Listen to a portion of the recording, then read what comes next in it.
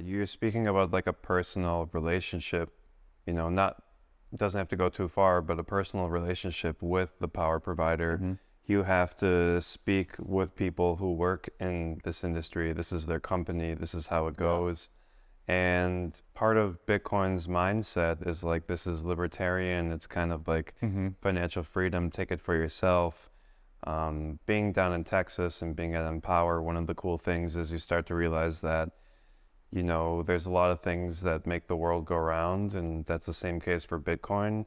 And part of that is you do need to have an open dialogue and a discussion. And if you can talk to your power provider, if you can talk to people in your community about this, you're not only informing them about what's going on, you're trying, like you said, to establish it from a secure perspective. Hmm. But then maybe in a way, you're also orange pilling them. Hmm. And maybe they might actually be more keen on investing and allowing this kind of operating to happen in their communities, in their areas.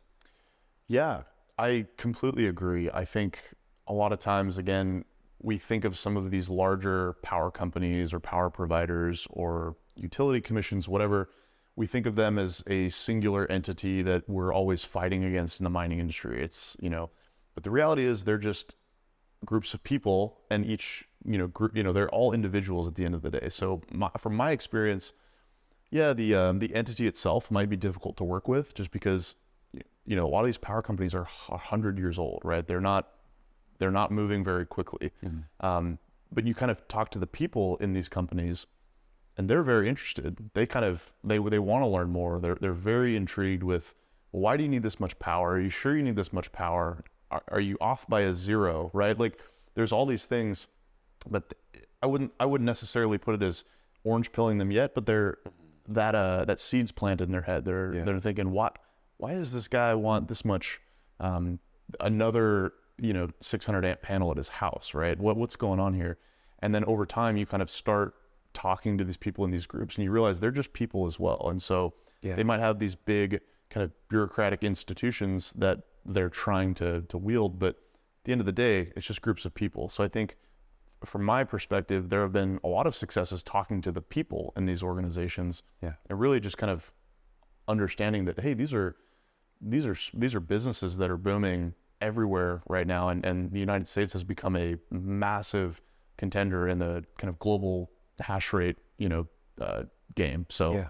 that's Yeah. You look at just like the political ideas that come out and the talking points around Bitcoin mining and mining in general, and it only seems to be getting worse. You think of like Senator Warren mhm. and her statement to Texas, and wanting ERCOT to provide all this information on mining.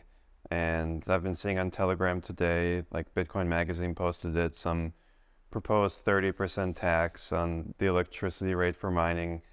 You have all that negative attention, and we can't scream loud enough why all that is wrong. Mhm. So it is these personal relationships of working people in these industries and negotiating with them and working with them that's super important.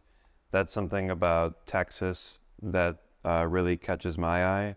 I just listened to Lee Bratcher, Mhm. of Texas Blockchain Council on what Bitcoin did.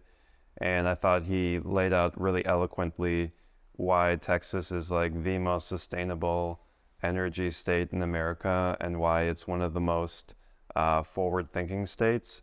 And ultimately, you need a big state like that to catch that momentum, to change the political opinion of it, to change the laws. And then once you have a state of that size, it's going to then spread out to the other states, hopefully. So if we have more people who are friendly and understanding of how Bitcoin mining works, I feel like that's our best chance, just by like putting boots on the ground, making action happen.